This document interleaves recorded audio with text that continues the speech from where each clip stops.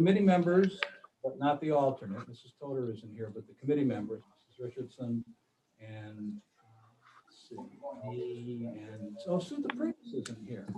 I'm on the phone. You're on the phone, okay. So Yes. by phone. Ronnie Gellermino is here, and I guess we can take note of everybody else as we are. The chairman, the secretary of the board, Armand, and from the professional administrative staff, John and Sue and Kim. Maureen is here and Andrew is here. There's Kathy. Hi, Kathy. Hi. Did I miss anyone? Okay, thank you. I'd like a motion to approve the agenda.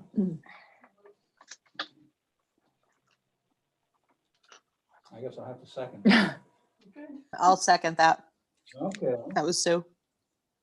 all those in favor? Aye. The agenda is approved as presented.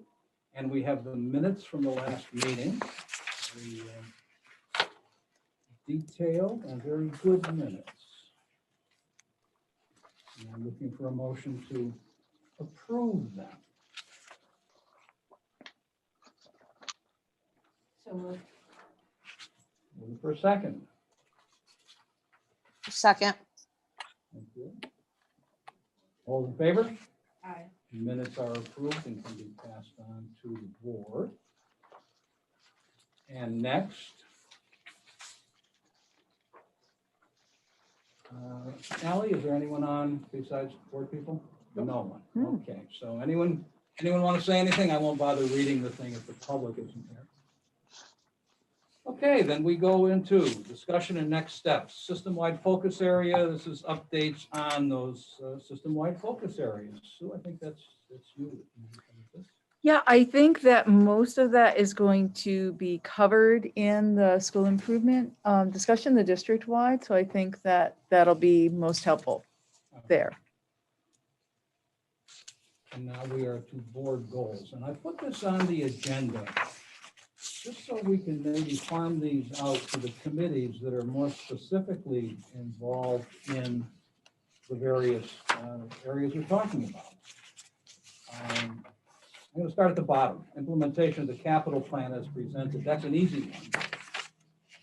And I'm going to propose that we ask the budget committee to oversee that.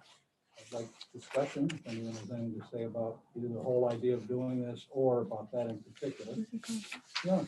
Just maybe we The could second move page of the agenda. capital to facilities, just because budget will be so busy the next few months. Oh, yes, you are so right about that, yeah.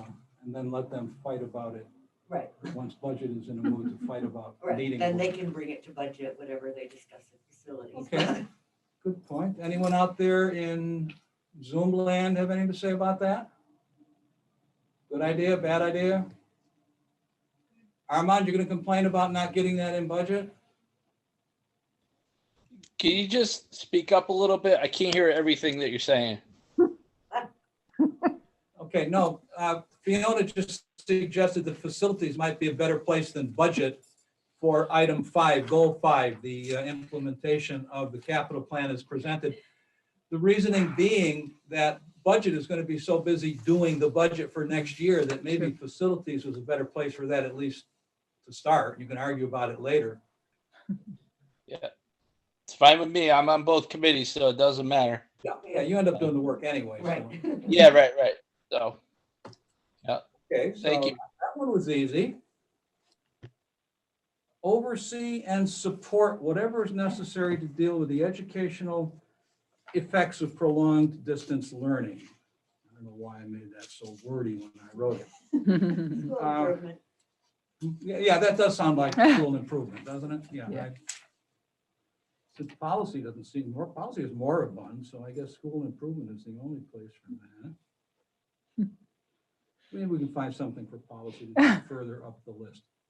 Develop a plan to realign TPS facility needs once the new building opens, now this strikes me as an all board responsibility. Sometimes though, when everybody's responsible, nobody's responsible. But what do you think, Fiona? You're the one who would I would think send it through facility committee first, facilities, okay, and then Gary's also on the building committee, so, okay. and then they can bring it to the board.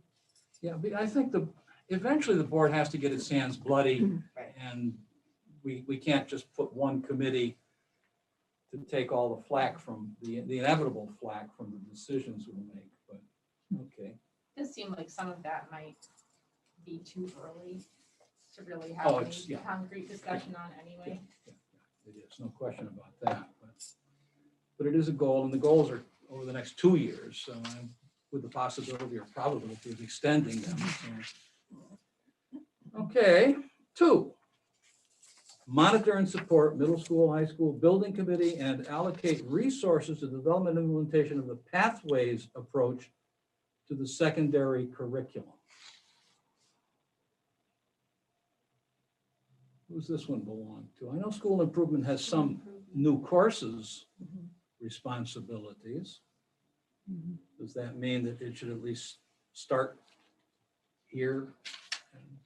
And then go to Okay, this budget. is not at all Yeah. my intention.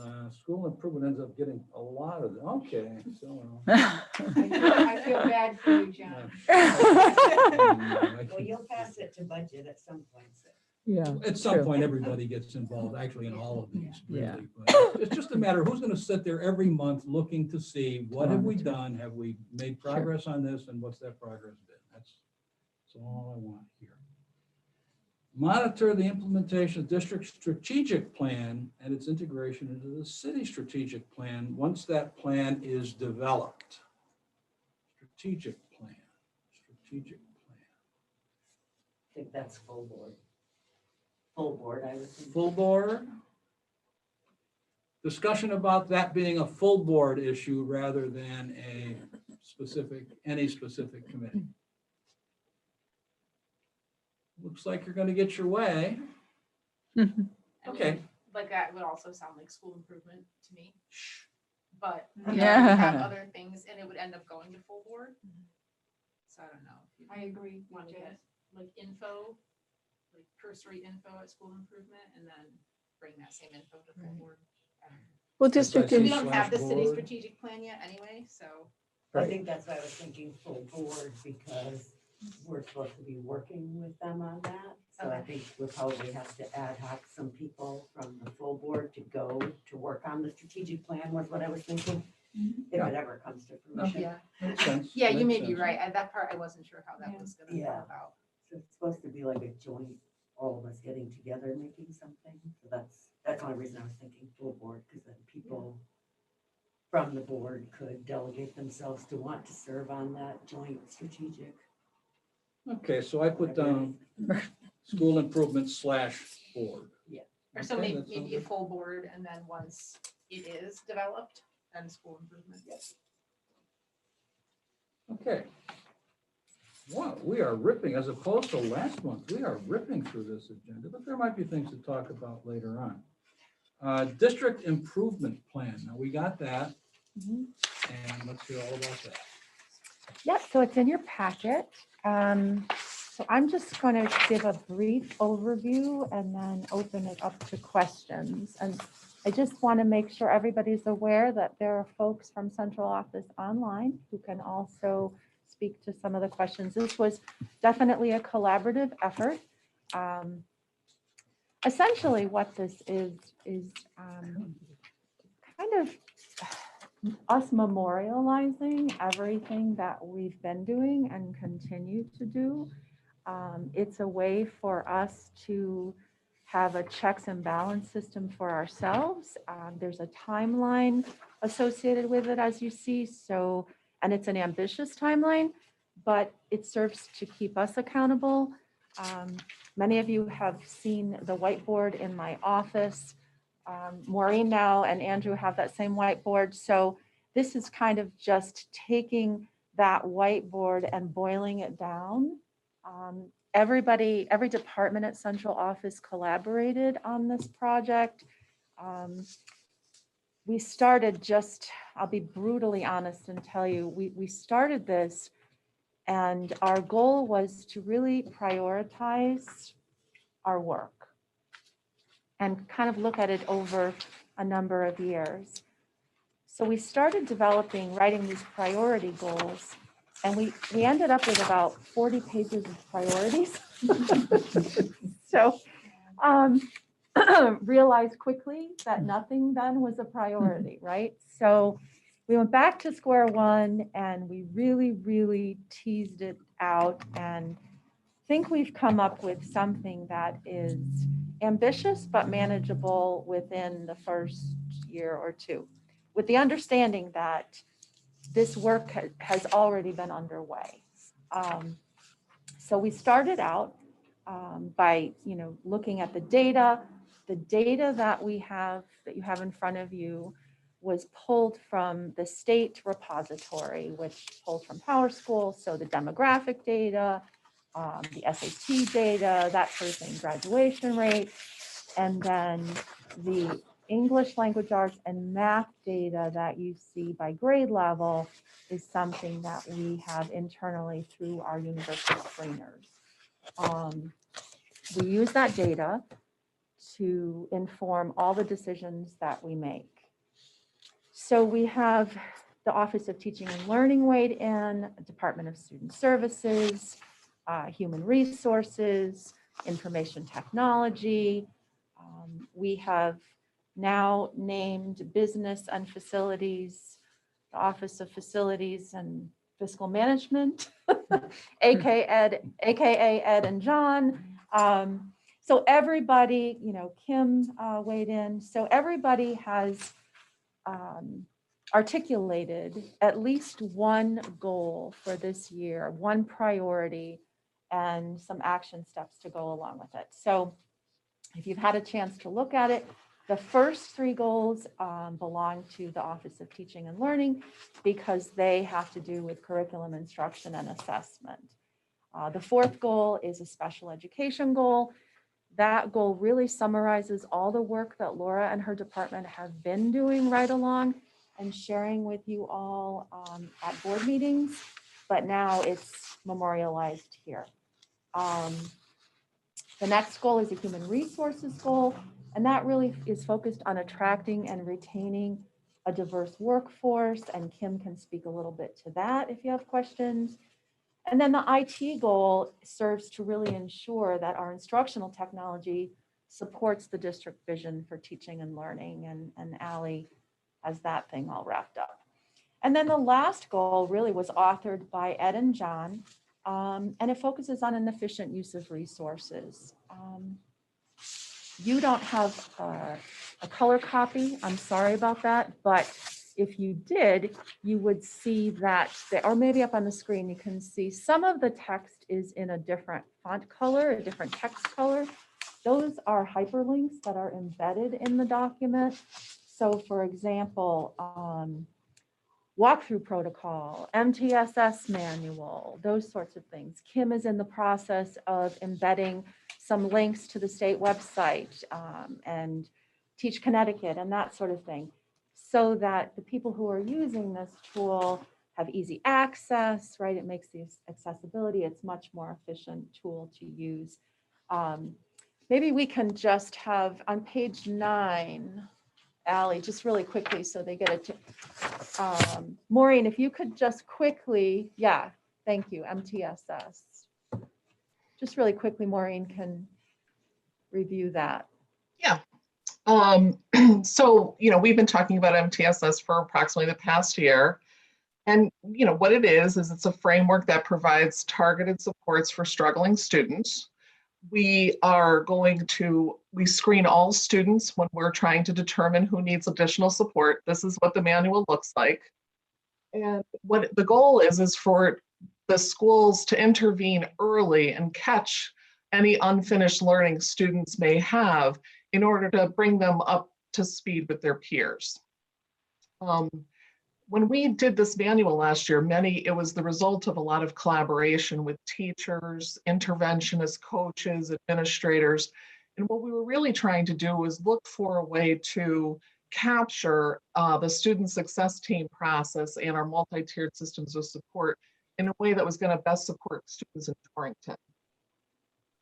The work that's being done now in the schools, it started last year. We were running SSTs and kind of having, it was like fledgling success. And so now we're doing it more, and we're doing it in every building. And I think it's directly related to how our referral numbers are going down. So we're catching students that have some challenge areas, and we're able to target our supports and individualize our supports in a way that helps meet students where they're at, but helps them continue to grow. So that's, and this is the process we follow through this document. So all faculty and staff have access to this document, and they know exactly what the process is going to be and how it's going to work for students. Thanks, Maureen. It's a long document, so, 50 pages. So if you have some light reading at bedtime. Yeah. But what I love about that is that it is district-wide. There's a protocol. Everybody knows what it is. Everybody's doing the same thing. So many thanks. That was a lot of hard work pulling that all together. So we're trying to systematize. So every district-wide, everybody knows what the expectation is. Yeah, and just to sort of, reiterate something that Maureen just said, I think it's really critical to just say it again, is that because it's a district-wide document and because there's been training around it, everybody, prior to a couple of years ago, special ed was the only game in town here, right? And there was so many referrals to special ed. Well, now we have a system in place so that we can look at all students and decide what each and every student needs.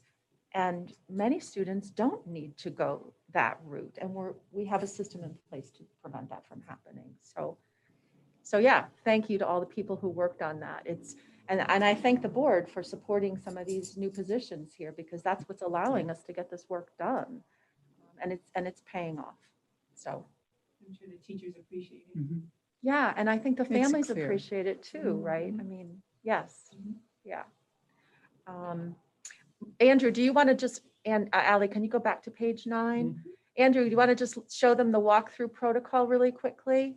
Oh, sure, I'd be happy to. So in the Office of Teaching and Learning, we are always thinking about best practices and professional learning for our staff.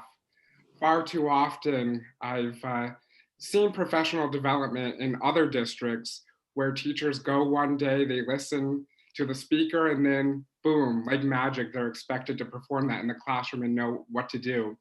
But here in Torrington, we've been relying on research in the field of professional learning, and in particular, Thomas Guskey's research in 2016 was really transformative for us in the Office of Teaching and Learning, in which he talks about the 5 critical stages of professional learning.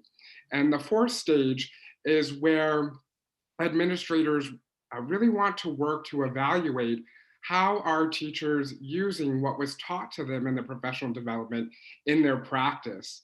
And so in thinking about that particular stage 4, here in the Office of Teaching and Learning, we have developed this protocol for administrators to be able to go into classrooms and to observe how are teachers putting into practice what they've learned in a variety of areas. One of the particular areas that we're focusing on right now are learning targets. And so this is a non-evaluative protocol that we can use to collect evidence of how teachers are doing with what was presented in professional development, so that we in the Office of Teaching and Learning can respond to specific needs, whether it be by a building or with specific individuals, to provide our teachers with the support that's targeted to what they need to continue to grow in their practice. Thank you, Andrew. After PD sessions, we always have teachers evaluate, what the experience has been for them. But this is another way for us to gather that information. Is the professional growth experience that we're providing to our teachers, is it meaningful? Is it working? Are they able to take that information and apply it in their everyday work? So this is one tool for that. So that was just a little. I just wanted to add the other piece that we are hoping post-COVID, is that teachers will be able to also go to other classrooms so that they can see what the trends are. And so they can see, oh, they tried this strategy. Oh, I'm trying this strategy. Let me try and implement something new. That's something I forgot about.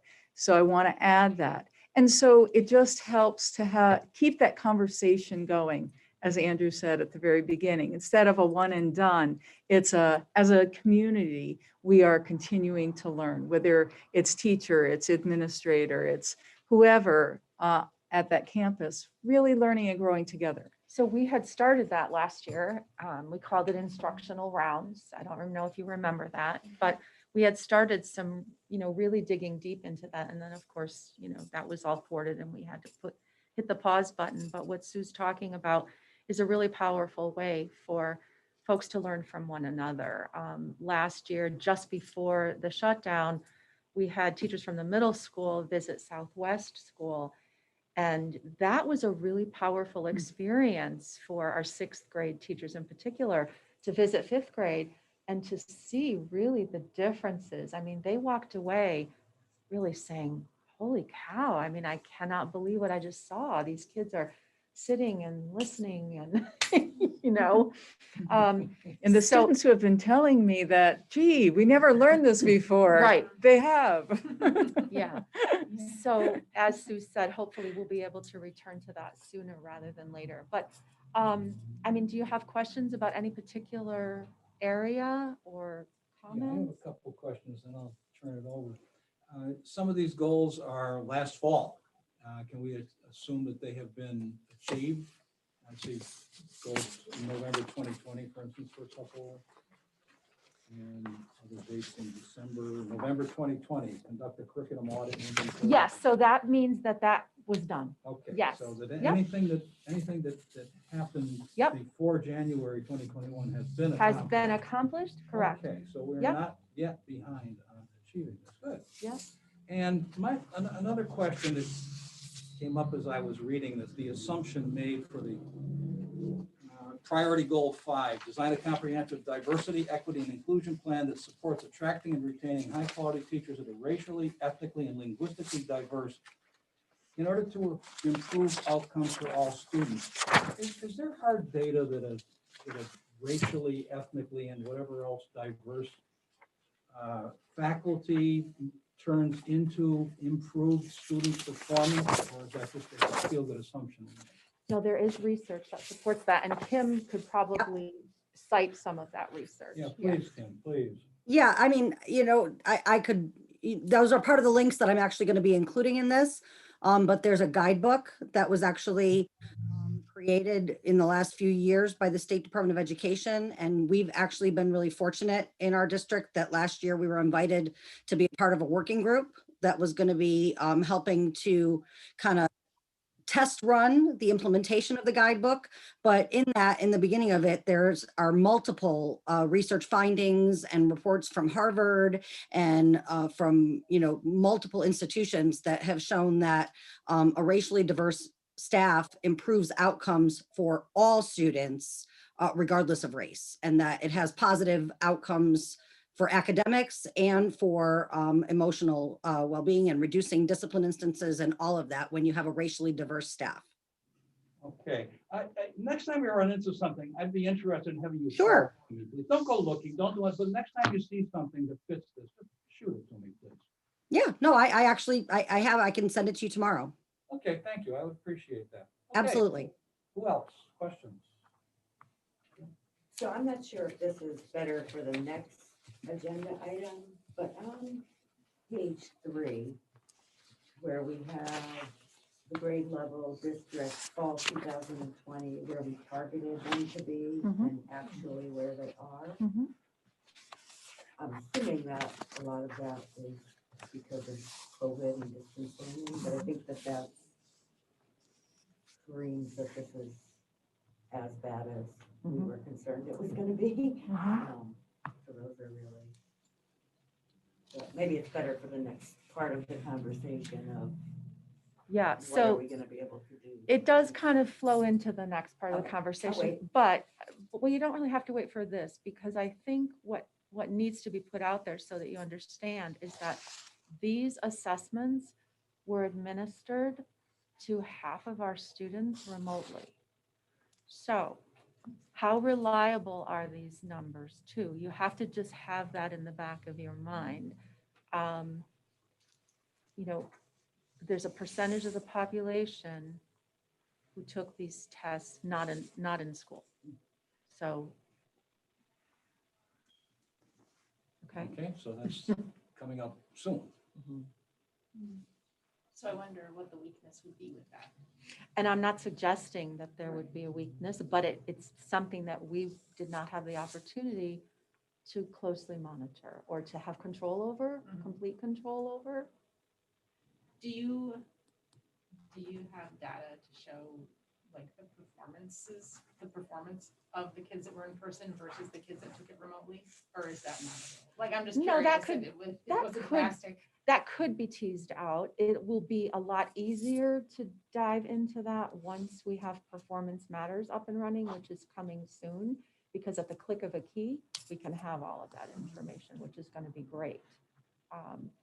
You know, we had kind of talked about this a little bit at our last meeting, just sort of as a side conversation, I think, you know, about the assessments.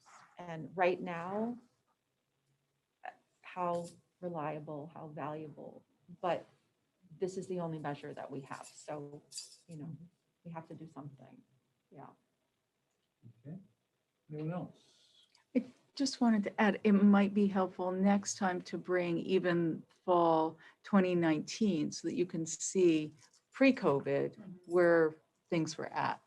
That's true. Yeah, that's- Just have a frame of reference now that we're talking about it. And in just a few words, for anyone who wants to know the difference between the district improvement plan and the strategic plan, how do they? Yeah, so and you can add and jump in here, but the district strategic plan is really that big, broad umbrella saying, you know, this is what we believe, this is the mission, the vision, and this is where we're going for the next 5 years. Now, when you go into the district improvement plan, here's the data, and this is what we need to do. This is why. Now you can see why we need to do X, Y, and Z. And this is how we're going to get there. So it's more specific with respect to action steps. And to take it a step further, throughout the next couple of months at school improvement meetings, each school will present their school improvement plan. So you'll start to see that through line from, you know, the district down to each site. With the strategic plan kind of being that big umbrella, that more philosophical, this is what we believe, these are our core values, and this is more, how are we going to get that work done? Okay, so two different animals. One, the big picture, the other sort of what we're actually doing right now to make things better immediately. Okay. So I have a question. Of course. On page 9, number 8, it says provide professional learning for site-based administrators and instructional coaches in how to engage staff in courageous conversations. I'm dying to know what a courageous conversation is. A courageous conversation is one in which an administrator or a coach really needs to speak with an educator, a colleague, and challenge perhaps or call into question a strategy, an instructional method or approach. Maybe the student performance is not where we would like it to be. What are we doing? What could we be doing differently? How can we be of support? That kind of thing. So like a critical conversation. Yeah, critical. Critical Yep. friends, yep. The implication is we don't do that, or we don't do it well, or we don't do it often enough. Is that the case? I mean, if it has to be listed as something specific on here, it means we recognize that that's not happening the way it should. I'll be honest, yeah. I don't think we do it well. I think that we don't do it often enough. I think it's both of those things. Those are hard discussions. Exactly, and I think that's exactly why. Mhm. Yes. Yeah, Okay. they are, because, you know, we're a family here, right? I mean, we're a district family. We love each other, and sometimes it's hard to have this courageous conversation. I don't know, sometimes we tell the people we love things they don't want to hear. Yeah. That's crazy. Anyway, good question. Anyone else? Anything else before we move on? Okay, Ronnie. I absolutely love this plan and I love how it's all sped out. And obviously I'm looking at the first three priorities, being a teacher in the classroom. What my concern is that going to more of a student-centered classroom rather than the teacher-centered really is a mind shift. And some of our teachers, it's been very difficult. And I have difficult conversations with colleagues sometimes of why we want to do things a certain way. And I just want to make sure you answered a lot of my questions when you talked about the courageous conversations and then when Andrew talked about the PD. But I do think this plan is excellent. I want to see it happen. I feel like the teachers are the boots on the ground implementing this and the ones making it happen. And I do think we're going to have to make sure that with professional development and oversight and those conversations, we get the teacher buy-in to make Torrington what it can be, what it needs to be. I work with some of the most intelligent, hardworking colleagues ever, but that mind shift, it's going to be a tricky change. And I do think it can happen. And also, how can I help? I guess it's great, very exciting. Ooh, I like your dog, John. You can help, Ronnie, by just continuing to be a cheerleader for Yeah. this, you know, and fighting the good fight, because we're going to get there. It'll keep making us better when we keep having those conversations. Right, it's not going to happen overnight. I have one more thing. District mission statement right on the front page. Thorough engaging instruction that is relevant, rigorous, and personalized to student needs. Should that be either providing thorough engaging instruction, or should it be thoroughly engaging instruction? It says, I think it says, mine says through Through. engaging instruction. It is okay. Oh. Through engaging instruction. Oh, yeah, it's not a complete sentence. Through engaging instruction that is relevant, rigorous, and personalized. Oh, yeah, it is. TPS will successfully prepare. Yep.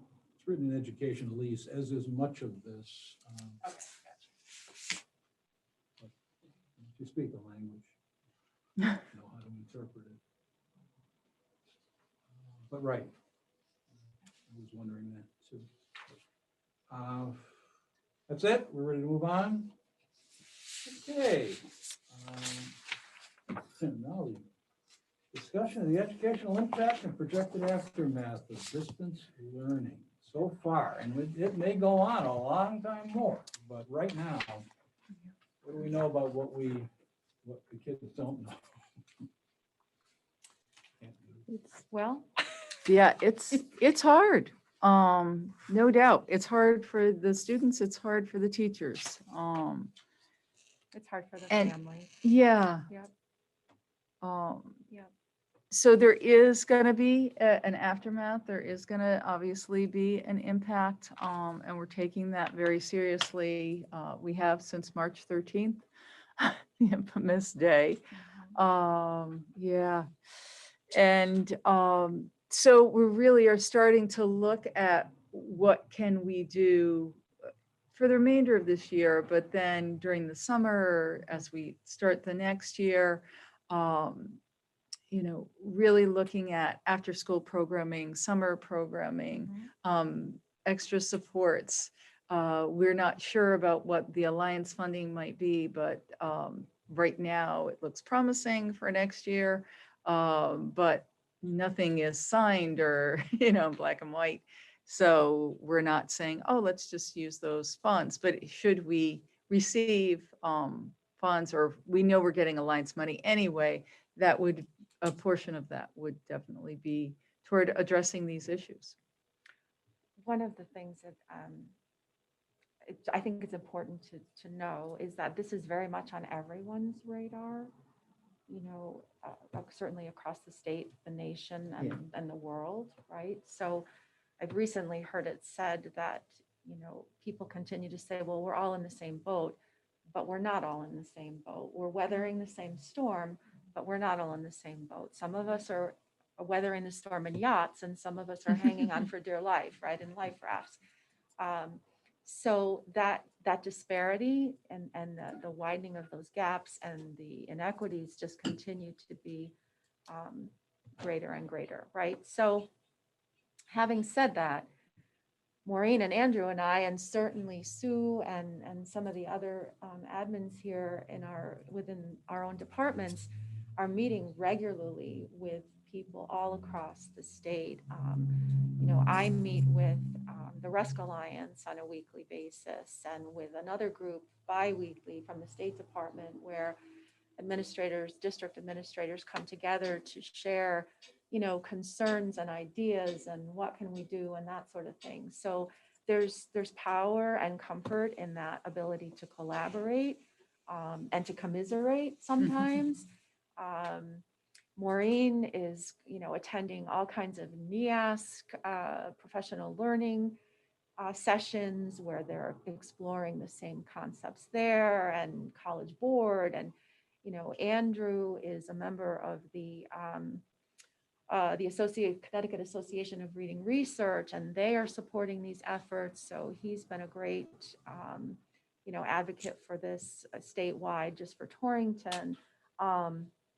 We all attend curriculum councils, you know, with leaders from across the state, and you know, Sue's on constantly with her groups too. So, you know, we continue to collaborate with our partners. And, you know, back to the assessment, while the assessment measures and the information that we're gleaning from these assessments, they're not what we're accustomed to. It's what we have, you know, and for some of the kids who are in person with us, it is going to give us some really good information. So we're going to use that. We're thinking of, as Sue said, you know, we're looking at different creative ways to program for students. But we can also look at our scheduling. I mean, we had, prior to this pandemic, we had started building in win blocks into our schedule at all levels. And that's proven to be really valuable. So we can continue to do things like that allow for more intervention and more personalized, differentiated instruction for all kids. So I don't know if that answers your question, but that's kind of where everybody is at the moment. So just, this is no reflection on administration or staff, because everyone across the state, the whole country is dealing with this right now. So the board chairs have been talking a lot about this, and all of the districts, including the wealthiest districts, have enormous gaps in what the kids are gaining, either between the going back and forth or being home or being all in. It's just a confusing time. So I guess I've been wondering a lot, like, at what point would we just have to press the pause button and say, we've got to have them redo it? And I don't want to get lynched, but I worry about just moving everyone forward if their gaps are so great that we're just creating this larger snowball that's going to take years for those kids to be where they should be. And other people have been talking about this also. Would it make sense to kind of press a pause button? And, you know, it was different when it was 6 months, but now it's probably going to be a year and a half of this by the time this is over. I know you're looking at me scared, but I just don't know how you would even do that, because you're talking about not only a district, you're talking about a whole state, you're talking about a whole nation, you're talking about the world. So everyone is going to have those gaps for a year to a year and a half to varying degrees. So I think that first we have to start with the data and say, okay, where are we at?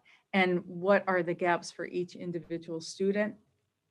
And then address it from there. And in the meantime, do something systemic, like Sue's saying, where we're looking at scheduling so that we embed the interventions constantly as we are going through instruction now, because we can't just say, oh, we'll wait till this is over, or wait till the summer, or wait till next year, and then we'll do something. You know, we need to make sure that we're addressing it as we go forward. And some things will be very, very obvious in terms of, not even so much in terms of grades, because I think sometimes those are not necessarily meaningful measures, but in terms of foundational skills. Did the kids get the concepts at the higher levels? Did the students get those foundational skills at those basic levels?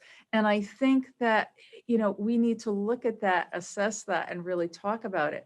I think it gets to say, put a pause on it is really a dangerous statement, simply because where would that end? So would you have half of every single grade redo? And how would you even fund that? And why would you do that if everybody has gaps to some degree?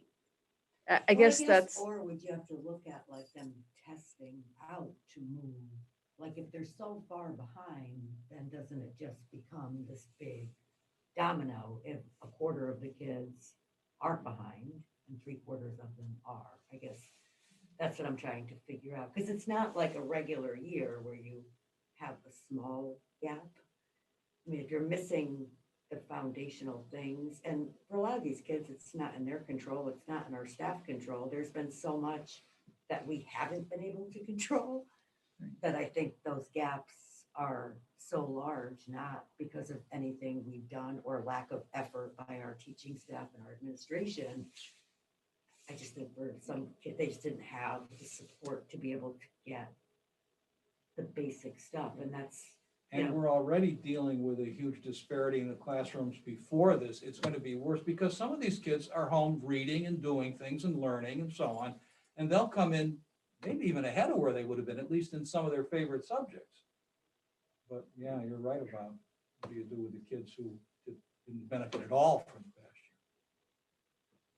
year. I think that's an important question, because like you said, it's not just a matter of, I mean, I'm sure the state would prefer that we just push everybody along and say, like, this is what everybody's doing, everyone's going through this, but we already have so many kids, and it's already disproportionate. The kids that are behind, they're already the ones that we're working harder to provide an equitable experience for and trying to bring them up to speed, and now you have a larger amount of kids like that. And it's not necessarily socioeconomically split either. You have kids that, you know, have very stable home lives and have all of the resources you would think that they need, but they're having a mental health crisis that prohibits them from being able to participate fully. And you can pass them, but they're not getting out of it what they actually need to be able to move on to the next level.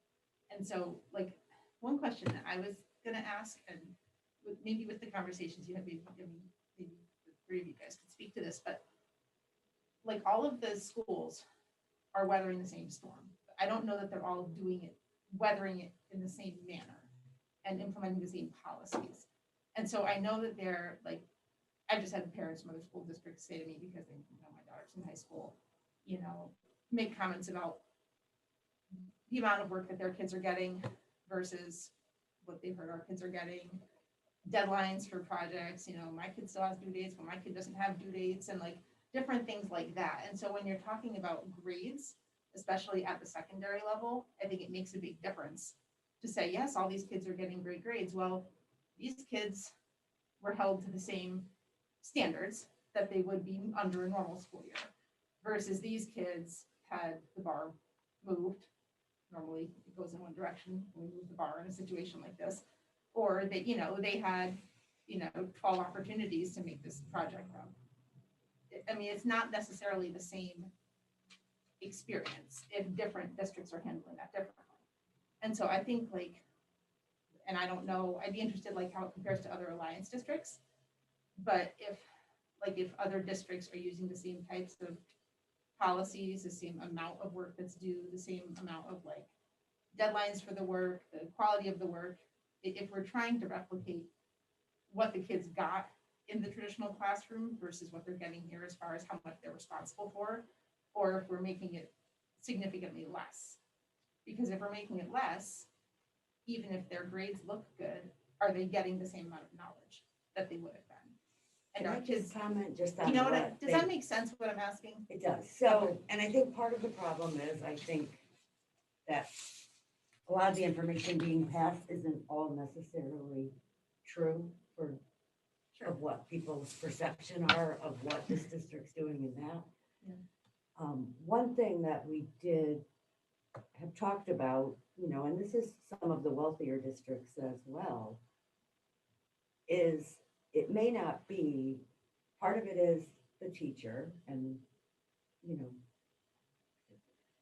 know, what's going into it and the deadlines, the, you know, rigor of the class, the participation of the students. So you may find like some of the higher level classes, they're feeling very overwhelmed with all the stuff they're getting in deadlines. And some of the other classes, they're trying to just engage the kids in any way they possibly can, because it's difficult to engage them when they're not with you, right? Or when they're with you half the week and not the other half of the week. So I think there's so many other things that are falling into this that I think all districts are having the same issues with that, even districts that have a lot of financial means. But the one big difference is in those wealthier districts, the parents are hiring tutors and they're doing a lot of stuff outside of school that a lot of our families aren't going to have the ability or wherewithal to do that.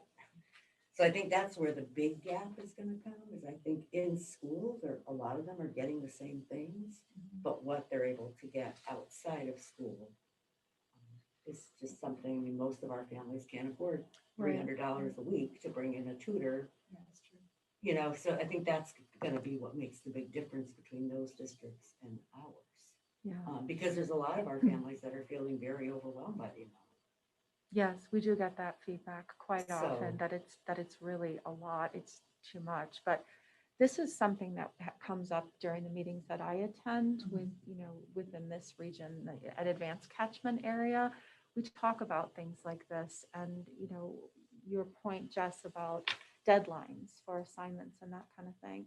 And I can say that overwhelmingly, the consensus among, you know, in the region has been, if a student can articulate a reason for submitting work late and it's legitimate, you know, my mom is the only parent in the household and she's working nights and I have to be with my younger siblings during the day and I'm really struggling, then, you know, exercise some compassion and allow for extensions, and the work is coming in.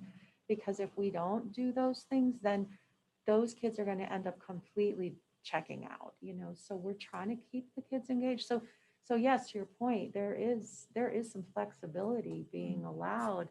We're trying to work with our students on an individual case-by-case basis. I mean, I was talking with one of the social workers at the high school over the break, and, you know, she was sharing with me many stories exactly like this, and that the staff there in the guidance office is really, I mean, they're on the phone, they're on Zoom with these kids who are just barely able to really keep up, because the enormity of the situation psychologically for some of these kids who are 15 and 16 in particular and have all of these other responsibilities is huge right now. So I hear what you're saying. It's not the same experience, but And I think too, just to kind of put it in perspective in a weird way, but the same thing is happening in the workforce, like even with employees that were extremely productive pre-pandemic, are struggling with this working at home, working, you know, half and half, and nobody can pinpoint, even in the adults, what exactly is making it where some people can do it and some people can't, but some people can't. And it's got to be worse, obviously, for the kids, but. Well, yeah, because like, I mean, I have friends with the districts whose kids are doing fantastic with distance learning. I have friends with Torrington whose kids are doing fantastic with it, and vice versa. yeah. Right. Too, and it doesn't necessarily, like, so there's not specific there are certain factors that tend to make it more difficult, but it's not necessarily X, Y, Z, and you're not gonna be able to do this. Mhm. There's a lot of different things. Do you Yeah. have a plan for assessment when this is all done? Is that the first thing we're going to do, is test the kids to see where they are, or are we not? going to? So just to give you the state perspective, the state is not changing the mandates of standardized testing. So testing will occur. Lost Links is occurring. January is when it begins. Smarter Balance will occur. So that is that. And I can tell you, and those have been some very contentious meetings, particularly with our alliance superintendents, as you might imagine. So we will still move forward. It is a mandate with that testing. And for our remote students, they are even developing remote protocols to test students in that way as well. But we won't make the participation requirement. They're, will we? they're They're gonna waive waiving that. right? Yeah. No Oh, worries, of course Tom. they're- Okay. There you go. Yeah.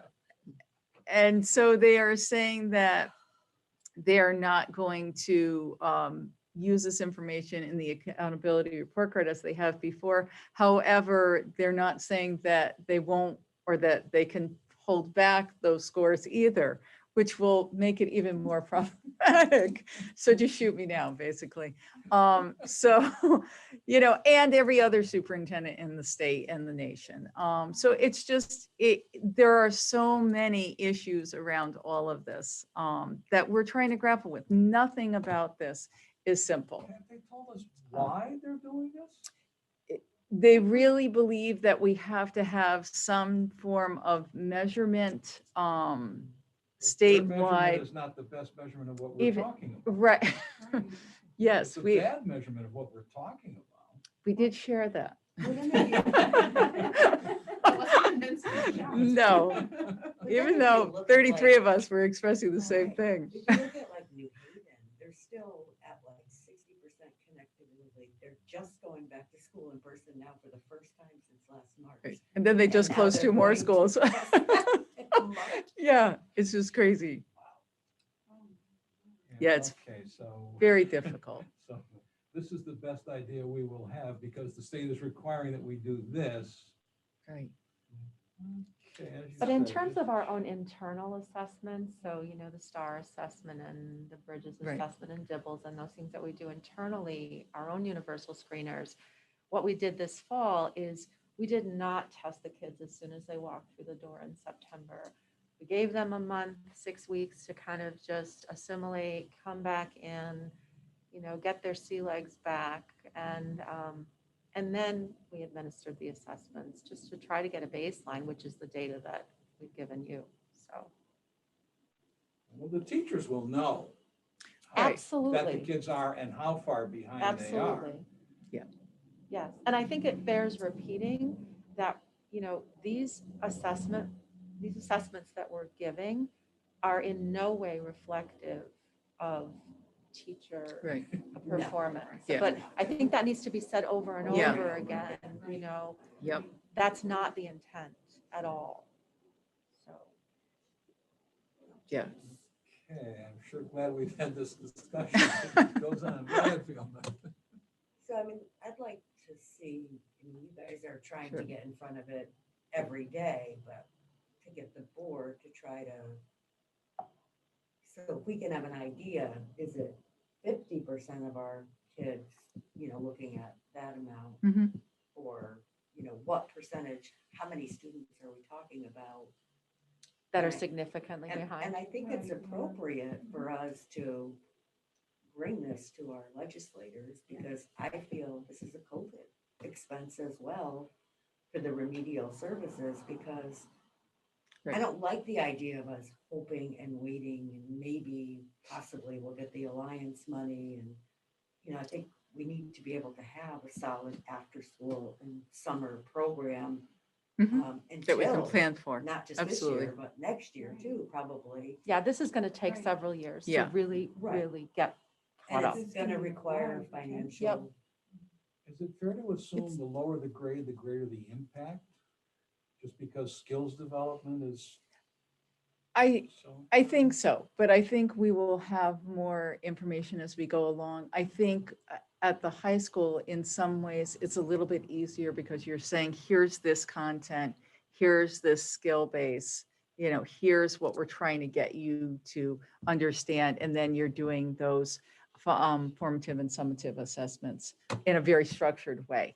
Whereas those elements in the examples that everybody's been sharing, sometimes there's not books at home. Sometimes there's not an adult or an older student to read with younger children. And maybe there isn't number sense and some basic math skills and all of those pieces. And that creates huge gaps that you're talking about. Absolutely. So we're trying to tease that. Right, correct, right. Yes, it's just situational. and So it's we'll just have to see where we go from there. But I think you're right, that it will have some type of budgetary impact, whether funding comes from the state or what you see and what I present next month in terms of budgetary implications and needs based on what we need. Because even if we do get extra, a boost in the alliance, it's not going to be enough given that there's this, exactly, the enormity of the situation. Our winter, district assessment window opens right after we come back, or, right after the Martin Luther King holiday, and then runs through mid-February. So we will have another data set to compare to the fall for what it's worth. I'm just thinking, because we have this meeting coming up on the 19th, Right. that it may be good for us to not know exactly, but have some ideas. I mean, I'm sure like the teachers would know in their class, obviously not tying anyone exactly to those numbers, but they would know how many Have a sense. have Mhm. significant gaps. And are we talking about 3/4 of our population? Are we talking about 50% of our population? Some districts are saying they feel that 98% of their population is behind. And that even their top performing students are not, I don't want to say making the muster, but making the muster is what's correct. Well, So- interesting that you say that, because in talking with folks at our high school, ironically enough, some of our top performing students are having a really difficult time with this. This is 'Cause I very, think they need their very peers. hard. even Right, very more different, for yeah. Critical thinking. Yep. They need to Right. bounce the ideas off Yeah. their teachers. Exactly, who that are dynamic. into the material Yep. that they are into. Right. and- Sometimes the kids that are most driven are the ones also most prone to anxiety disorders too, and that can be Sure. crippling Yeah. in this setting. Yep. Zoom land, any questions out there in Zoom land? No? I'd say No? also the ones that are struggling most Okay. are having even more difficult time. Do you know what I mean? Because they're not engaged in school. They really don't want to be. So, okay, they'll go on because they have to do attendance and then nothing. They're not driven either, and that's a farther. So we won't know until the storm is over, but when it is, we better be ready for extended days, summer schools and things like that. Right. My Yes. concern is everybody keeps talking about when this vaccine comes, everything's getting back to normal, and It's everything's not not going to. getting back to normal when this vaccine. Yeah. Well, it's No. not gonna get to the kids until the end of the year.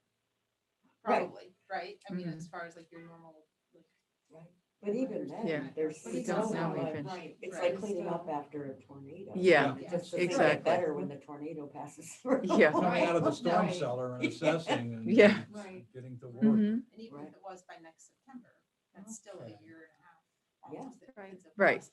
But I It's think gonna be just several years. in Right. general, as far as finding out, like, you said, what percentage of our kids are behind. I mean, I would think, like, teachers keep grade books, right? So like you could be able to look at any level and be like, I have X number of kids that are currently Teachers failing will or know. whatever. Teachers. I actually think it's really important that we know that and that we put that out there. 'Cause other districts are doing that. I mean, I'm hearing, Yeah. seeing things in the paper like, hey, listen, X% of our kids are, Mhm. because people need to know what they're facing. And we need to know, right, it doesn't help us to make it look better than it is.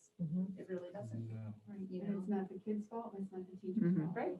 And No, there's there's- different reasons for it, probably Right. in every case, It's- but it's just what it is. And Right. that's, I think just because our summer school population has been so small. Yeah, In the right. past, so there's so many logistics to a very large scale summer school. Mhm. Um, Sure. You know, and Continue the school. cost. Mhm. Well, you know, if You're we right. had Right. climate controlled buildings across the Right. district, we Yeah. could say, you know what, Working on Torrington's gonna go to school all All summer. year. Yeah, Yeah. exactly. This won't even be the summer we're talking about because we're not gonna be, No. it's not gonna be over until Right. next year. Oh, right. Very true. I think the one thing that we have to hang on to, and this in no way erases everything that was just said here, but I am comforted in some way by knowing that our kids are acquiring skills throughout this experience that they otherwise would not have. I And at a mean, younger age too. we have 5 and 6-year-olds who are so fluent with technology right now that it would blow you away to see this. It's just amazing what they're able to do and how they can express what they're doing. And And the terminology. Yep. even, Mhm. Yes. yes, so Really. I think we need to That's just what we need. also, you know, Right. well, you know what, John, though, remember when the board did the that SBAC tour, right? That's And what that was- caused the virus, don't you know? Because just when we were ready to start making decisions about what we could do. Yeah. Right. But that concern, I think, Yeah. was expressed at Sure. every single No school. keyboard Yes, that the children exactly. have skills, Well- right, and now, Silver lining has been found. There we go. exactly, we've got to be so we should be positive. doing great. Oh, wait. Okay, I'm about ready to euthanize this discussion unless someone feels really necessary. I just have one other thing. One other I thing, just that's think it. it's really important that we control this message so that the community at large understands all of the reasons behind why these things are happening at. You're right, there's a Right, PR component to this Right. too. Because I certainly, after everyone has killed themselves working for all this time, I certainly don't want the public Right, perception yeah. to be that. Right. Facebook to blow up. What do you It- mean they're a great behind? Right. Yeah, right, exactly. right. So what did Right. you do? Right. So Yeah, I think it's yeah. important that we figure Didn't you out a teach them way all to that get time? message Right. out of Yeah. all of the tentacles to this and Yes. not just what these test scores Right. are gonna show. Yep, yep. And the Kind of a parents need to know protection. that too, because Correct. they're home helping Right. the kids and like, Exactly. they feel like failures, because why, you know? Right. I gave all this time. I Right, really right, tried, right, did my yeah. best. Yeah, Right. exactly. Any newspaper that you pull up, you know, the New York Times, the Washington Post, the Wall Street Journal, anywhere you look, every day you're going to see an article on this struggle. Yeah. Everywhere. Two in the Republican. in the You can last, read it. like, This past week, yes, Yeah. in Yeah. the Sunday paper. Yes. In fact, I brought it with me in case I meant to Yeah. dig it it was out. important, but But yeah. Yeah. It's, so it's not it's just there. us. We're almost It's done. not just- We are No, done. definitely. We're done. Next. Well, there's no meeting after, so you can go as long as you want. Well, if you want to convene a policy committee meeting. No, we still have more ground to cover here. For instance, That's so right. this- There's this will good be news. brief. Website, LT, social media updates, like they're more about tag, things like that. Start with website. Anything new with the website? Is that what we got the sheet about? That's what the sheet is. The sheet is really the social media updates. I mean, Ally can speak to all piece. I don't know if there's, I think Ally does have it. one that wrote it. Just- I was gonna Yeah. say, wait a minute, so where did it come from? She's got it. Oops. Yeah, we've got to. It's been a long week for Ally. And it's only Wednesday. Started last week, I was gonna say, yeah. So the social media updates, just because she's looking for that. This was throughout the winter break. So you'll see that if you compare this to last month, we don't have the same kind of engagement, the same level of engagement, but I'm sure that people were happy to unplug, you know? Yeah. Those are still not bad numbers. No, not at No, all. really. Yeah, not at all. Okay. Very good. Yeah, I don't know. Ally, do you have anything from Altice? Are there I any? do actually. So exciting news from Altice, aka Optimum, aka Cablevision, also known by all these names. They had taken our list to hook up families without internet connection at some point in time in December. And to be completed by tomorrow should be 60 installations and 60 homes for our students of the about 220 something that we sent them. Now, over the past few weeks, we have identified another about 30 students or so that also need internet access at their homes. One thing that's been happening, especially as going remote, there's another provider out there besides Altice, and the upload speed is not exactly great. So if you have more than 2 students in a home, the upload really suffers, and then trying to be in the class at the same time has been, a problem. We no longer have any hotspots to give out. They're already claimed. So through some of these installations, we're able to get some of them back. We're working on that, but also we have qualified an additional 30 people to be able to get hooked up with Altice. And I sent them that list yesterday. So we should have hopefully some more happy news of Altice and getting families connected. So Altice has been a helpful partner in this. Altice has been wonderful to work with, and more than just one collaboration. Hotspots, our TV channel, and everything. So Altice has been a pleasure to deal with. That's good. So can we get the word out? Because they don't get a lot of good publicity. Well, they don't. We No, know it's why. very true. Yep. Well, I am Yep. lucky enough to be able to deal with individuals that are with Altice that are involved in this whole process, and I don't have to call the 100 number on Long Island somewhere. So I'm very fortunate that we have, through the state of Connecticut, these direct connections. That's good. That's good news. No, absolutely. Sorry, John, just one. So we still have 30 that don't have internet? Oh, there's probably more than that. So of the 60 that we're scheduled to install, Altice is supposed to send me another list over the next couple of days of the about 200 plus that we sent them. So we sent them over 200 installs. So what happens to those kids? Are they allowed to come full-time if we're in person, or what happens? Yeah, sometimes they come in person, but then they still need to do the remote on those remote days if they're secondary. And so some of those students have hotspots and then will get transferred Exactly. So we have over, about and that's the 130 that goal. we're trying to swap Right. out because performance is lagging, or another thing, given the hard times, we've had an increase of students where the parents simply can no longer afford the internet service at home. So we're working with Altice on getting them qualified as well. Yeah, it's a Herculean effort, Mhm. but Yeah. it's, yeah. Plus any parent working from home needing Jess? So when you talk about hotspots, Yep. are they like the small ones that are like built into the device that just No, runs that device, so- or is it the ones that run like your Wi-Fi? Oh, right. So the hotspots that we have are from Khajiit. Khajiit is an educational hotspot provider, and they're running on the Verizon wireless network. And they're already filtered and CIPA compliant. So they're a little device that like this. And you turn it on, it gives you a Wi-Fi signal pretty much anywhere where you have cellular reception.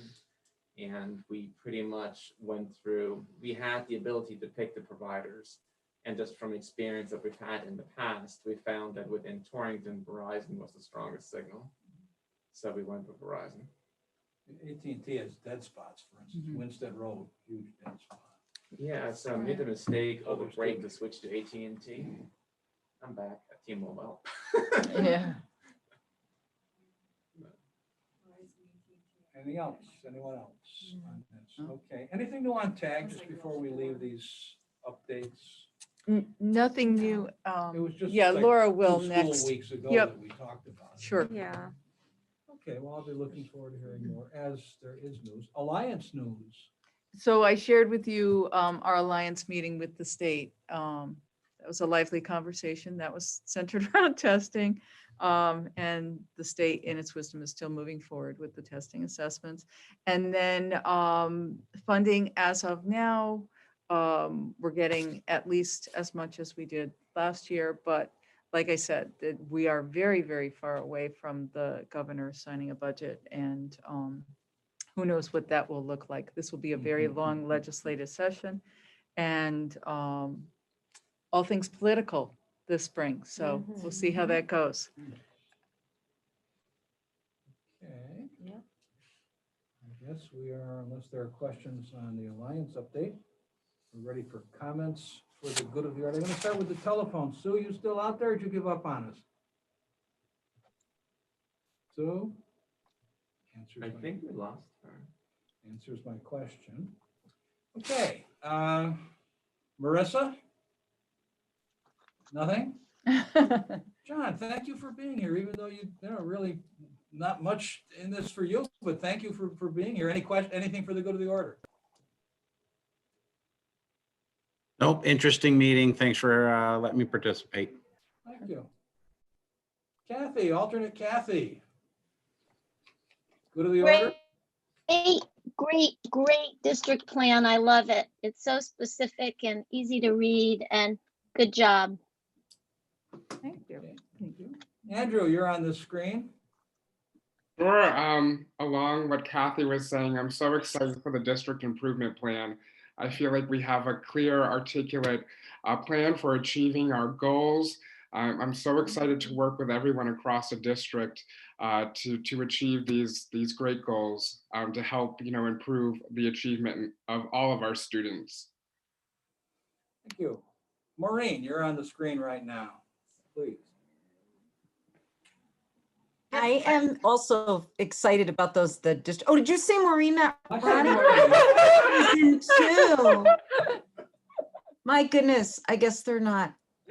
Maureen first. Longer. I'll be quiet, Maureen, and let you talk. Oh, no.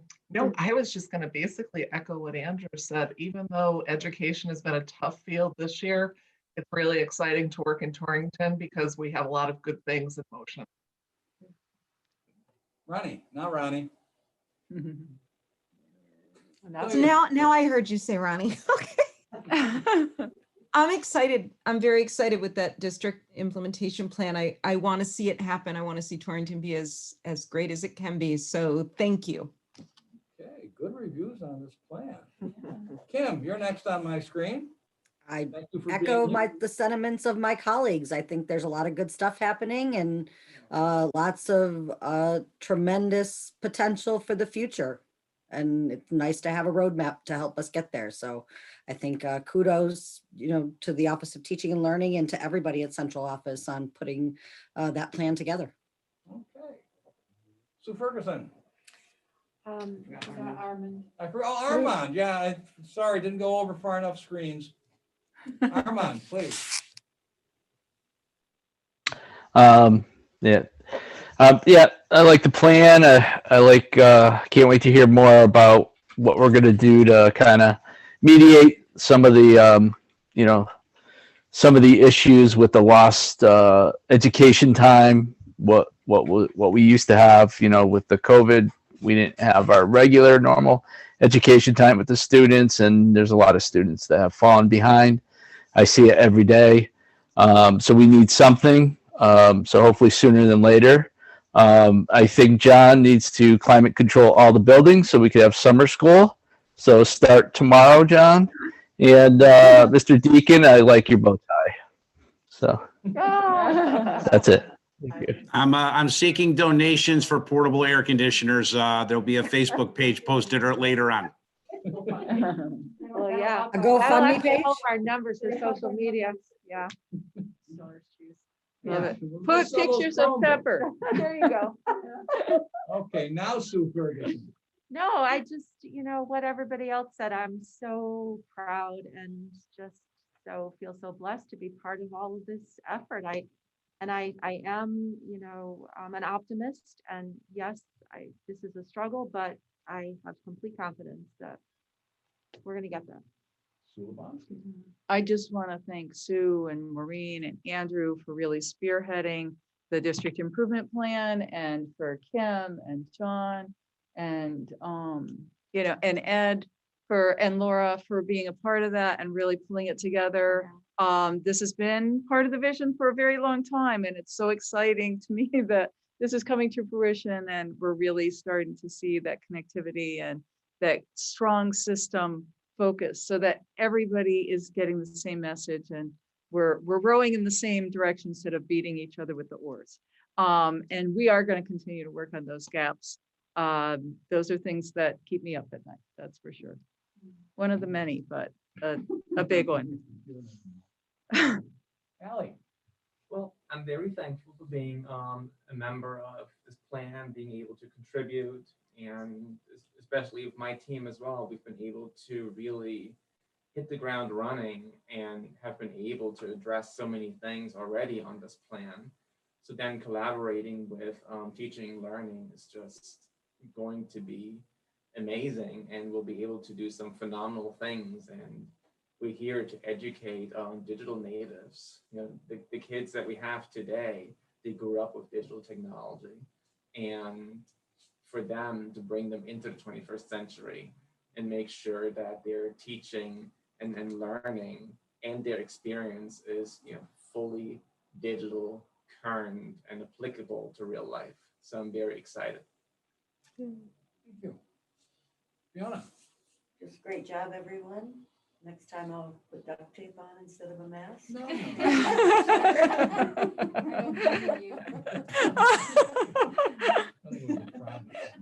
Thank you. Ellen? It's always great, you have to say. I just, great plan, but I like that everyone is so excited about it and wanting to work together, and it's just so nice to hear that, you know what I mean, and see it.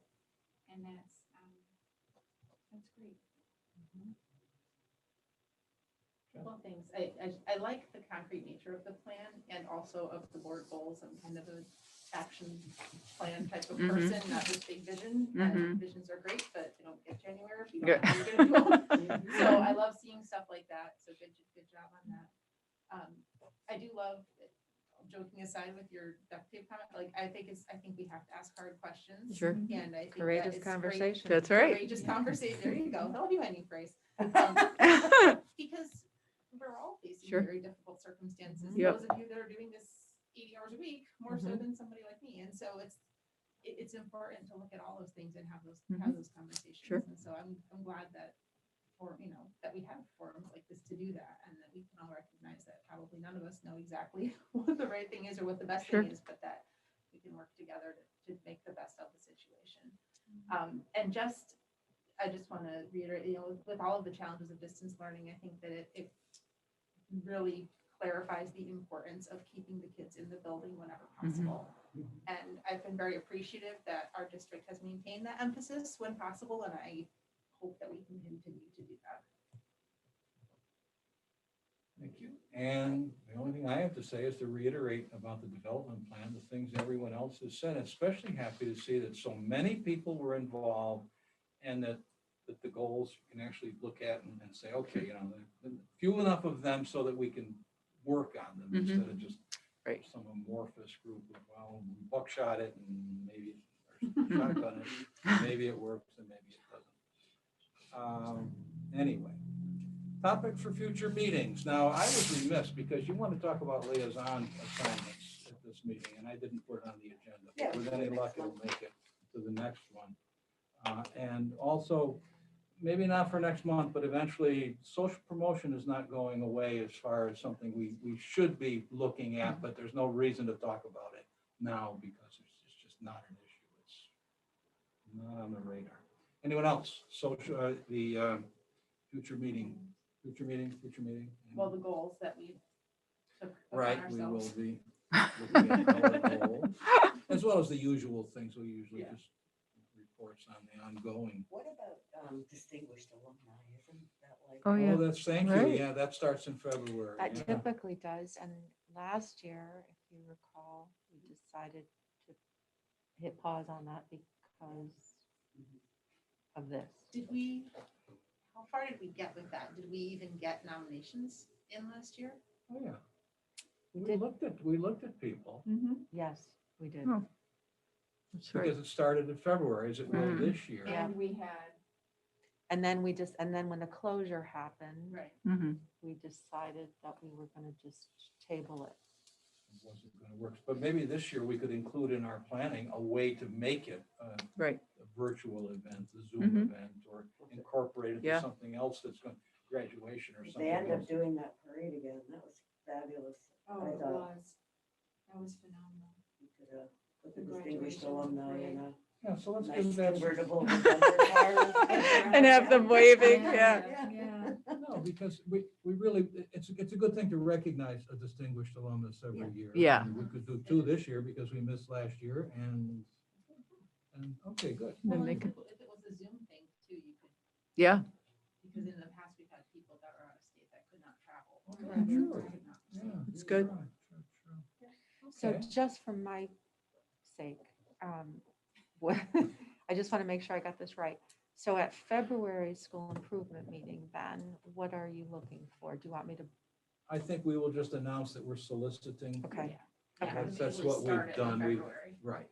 Yeah. We'll- okay, It'll be on the agenda, and the agenda, we'll see if anyone's had an idea about how we could present it and so on. And we'll solicit the, okay, soliciting yeah, no, nominations. Yep, nothing, okay, nothing too much for you to worry about this time. okay. Other items, other agenda, aside from the usual, we have a pretty full usual agenda anyway, but going once, okay, that's it then. I am looking for my favorite motion, a motion to adjourn. So moved. Second, all those in All those favor? in favor? Aye. Thank you very much.